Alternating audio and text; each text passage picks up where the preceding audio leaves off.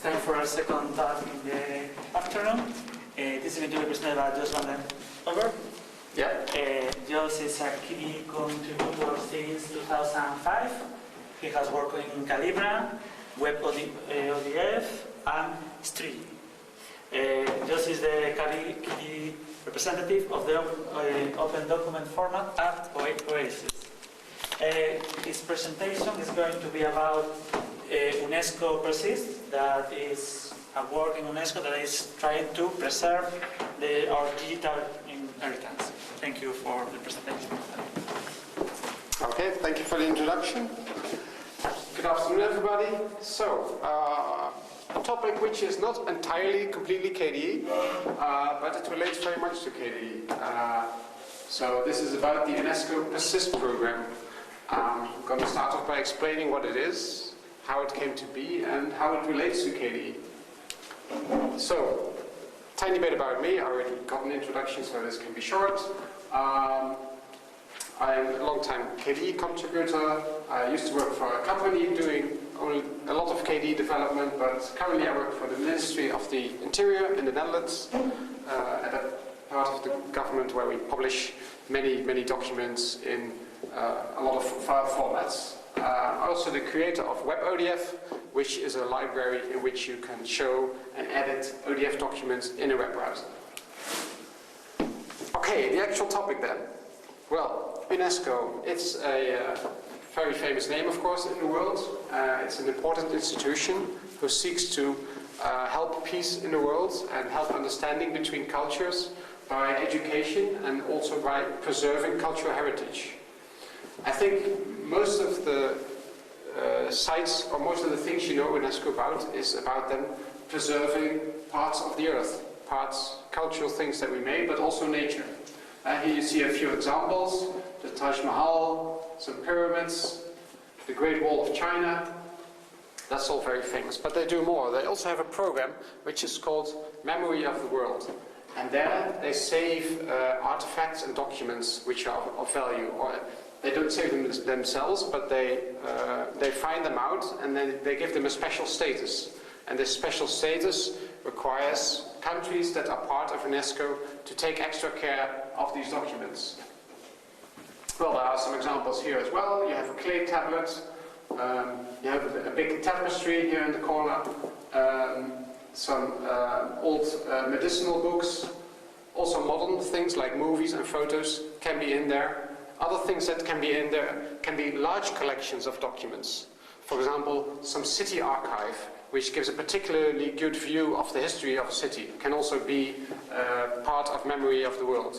All audio files can also be part of it. So it's quite wide.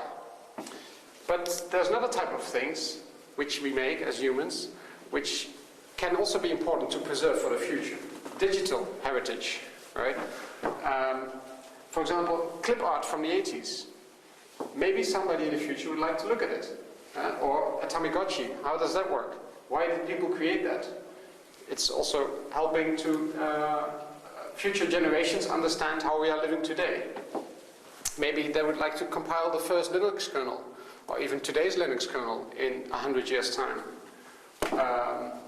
Some file formats like VRML are not even really supported today anymore, so how can we still view them, even though they were very hot in the 90s? And other big things, maybe like the Great Firewall of China. Okay, I actually only put that one in there as a joke, because I don't really think we can preserve it. Yeah, so how do we preserve world heritage? Well, for sites it's obvious, we protect them and we make agreements with the countries where they are to take care of them. For documents, we store them, and artifacts, we also store them, and we can scan them and make them available online. For digital, it seems very easy to preserve them. Just copy them 500 times, make a lot of backups, and then we're done. Well, actually it's not that easy. We can have the copies, we can have the zeros and the ones, but what then?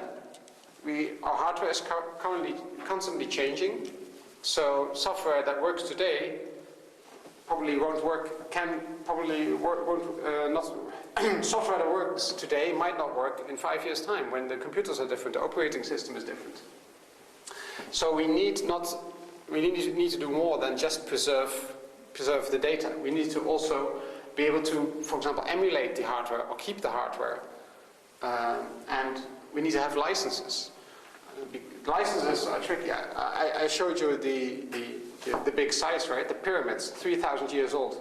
Well, I think copyright will live longer than 3,000 years. So we have to somehow make an agreement with the guys who have the copyright that we are allowed to show it to other people who are interested in it. Even if it's software from the 80s that nobody's using anymore, we still need to have the licenses to be able to show it to people.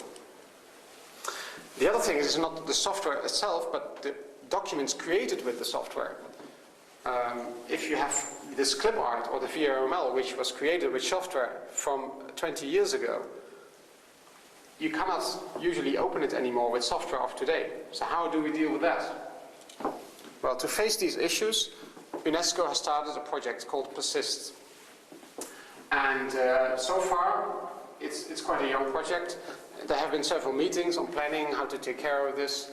Obviously, preserving digital content is not something unique to UNESCO, but UNESCO is seeing now that they should also have an opinion about it and have good practices for how to do this. So there have been meetings, there's some papers written about it, there are plans, and we are now planning for a proof of concept of a repository for digital content and for tools to make repositories for digital content. Well, I talked a bit about the strategies, which are things we need to take care of.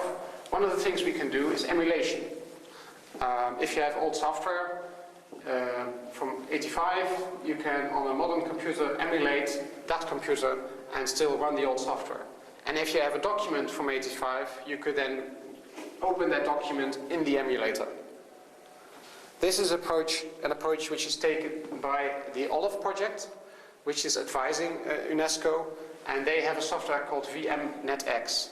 And what it does is, it is an easy way to emulate hardware. If you currently want to emulate hardware, you have to download a virtual image, which can be very large, then install the emulator, and open the ISO file or open the virtual file in your emulator and start working. This project makes it easier because it downloads a virtual machine on demand. This only works on Linux, because you'll see later why, but you can also run it remotely. So then you have the emulation running in the cloud somewhere, and you can see the old machine in Windows or Android or Linux. This project was started by Satya he's a professor at Carnegie Mellon. And this is what the website looks like. So this is Oever Archive, and there you have a list of virtual machines. Here you see the Mosaic browser on a Macintosh. There's a launch. Is there a light actually on here? Yeah, oh great. There's a launch button here, and when you press that, then you instantly start the virtual machine.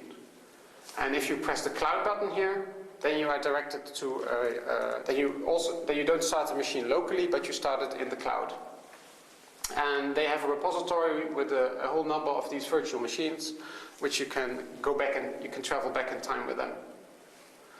Now, this list is not public yet because, partially because of licensing issues. So I have an account here, and that's why I can open this. But the software is open source, but there's no public repository of this yet. A bit about how this works. You install the old software on a virtual machine, you start the virtual machine, and then you hibernate it. And this hibernated file is what you publish on a website. You link to this cloud image. And then the client comes along and it presses the button on the website, and then your machine will mount the memory and the disk image with Fuse, and it will start QEMU on the client and download all the parts of the file system on demand. So you don't have to download everything. This is all taken care of for you by the software. So it's a very convenient way of running old machines and running old software. Well, emulation is nice, but it's not enough to make documents and old content available to modern systems. Because new users they don't know the old software. If you're on DOS, well, I don't think that most people today know DOS. They are familiar with Android and iOS, and they use their finger to interact with the machine. They won't be able to handle this old software. So not everybody will be happy with just an emulation. If you want to take content from an old document and combine it with a new document, you need to be able to access the information. But if it's only in software which is running in the emulator, you still can't get to the content. And you'd like to be able to index your files, perhaps, or so that you can search, or do a big analysis. If you have a whole lot of files, a whole database from all times, and you would like to do an analysis on those files, you need to have software, modern software, which understands the old file format.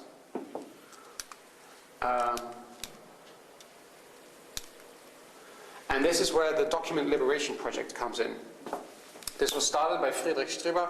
He is a LibreOffice developer, and he wanted to improve our ability to open old files in old formats. So he's collecting documentation about these old file formats, and he's figuring out what the file format looks like inside, and writing free software to extract information from the file formats, or even write software so that we can convert the old files to a modern standard, the Open Document file format. So yeah, these guys are constantly in this type of use. They have a binary editor where they try to understand what the old file format looks like, and then they write software so that they can still open it.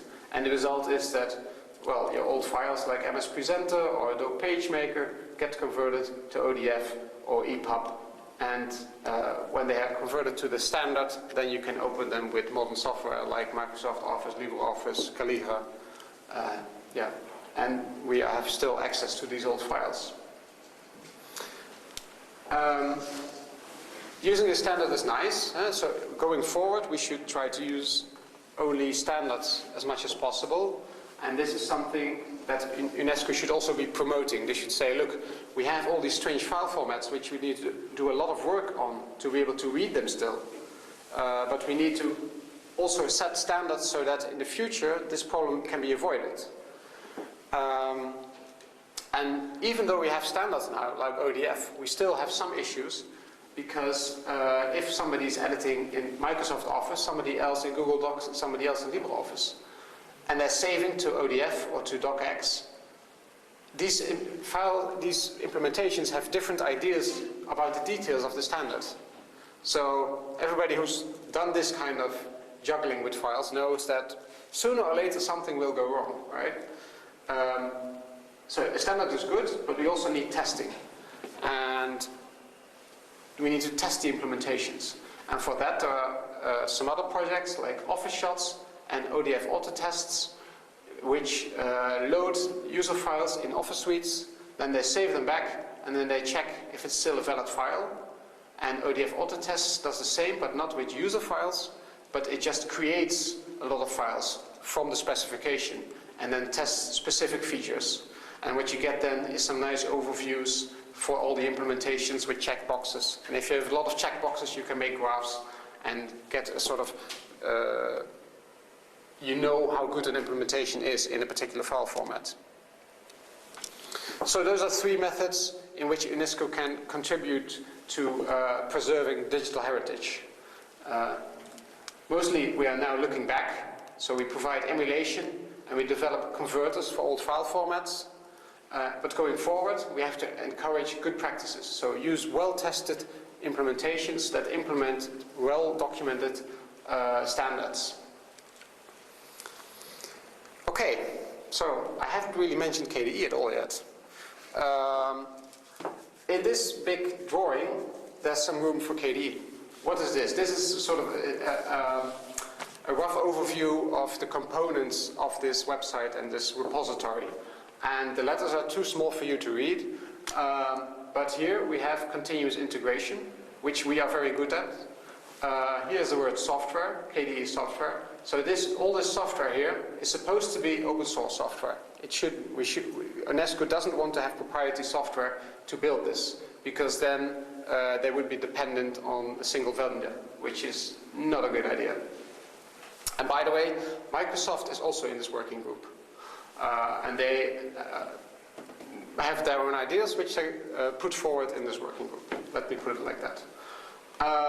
Here it says open source community, right? So the open source community is supposed to also provide input here and provide input into these tools. And I think that KDE is very well suited or has good practices that can help in bringing this forward. And the reason for that is we have a manifesto, and the manifesto of KDE says we should ensure that the result of our work is available to all people for all time. And I don't know, the pharaohs who built the pyramids also had these kind of ideas, right? It should be forever, eternity. This is what our manifesto says. So yeah, maybe we should also try to help adopt some good practices and maybe even communicate with the PERSIST project at UNESCO and help them out to make this possible. That's my talk.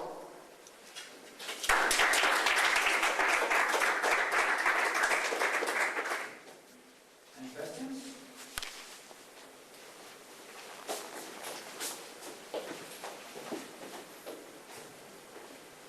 You seem like a good point of contact. Is there any movement in KDE to make sure that our old software, at least, is available to the site and so forth? Mostly what KDE still has available is source archives.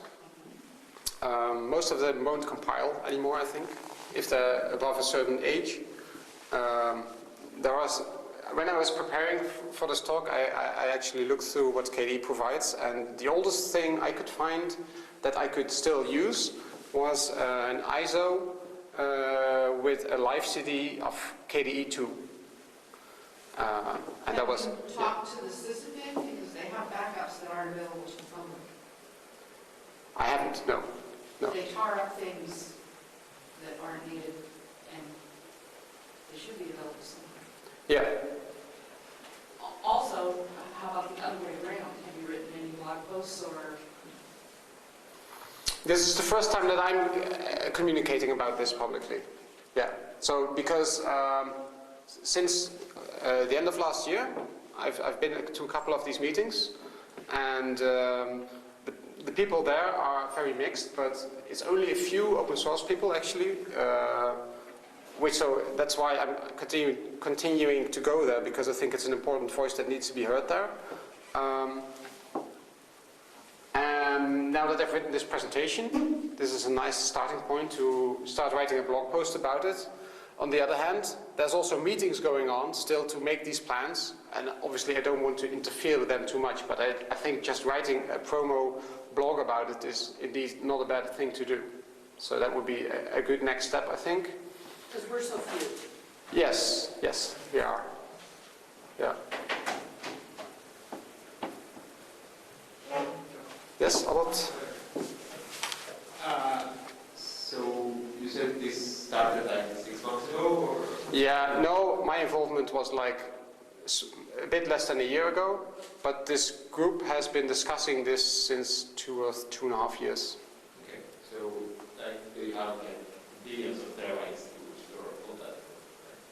No, this is there's no sysadmins involved at all yet. I mean, this is just it's all meetings and paper, and the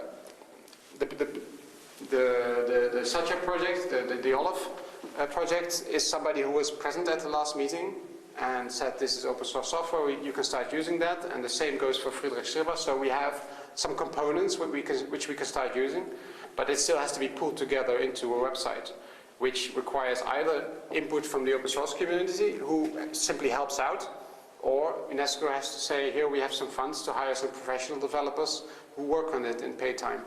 But the latter thing requires some bureaucracy in UNESCO to move it forward, right? So that hasn't happened yet. But obviously if volunteers say, oh, let's just build it and make it available to UNESCO, that would really help move things along. just like the document liberation project simply started.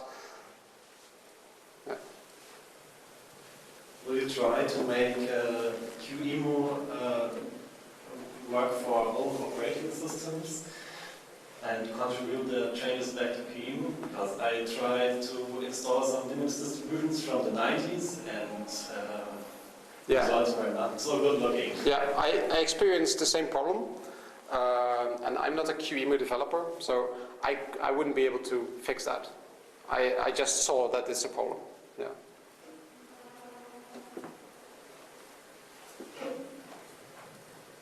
I had another thought, because Lydia works for Wikipedia, and she's probably your in for Wikipedia and Wikimedia. Yeah. So Mozilla was also at the last meeting we had, but Wikipedia hasn't been involved there yet, but it would be good to talk to Lydia about this, for sure, yeah.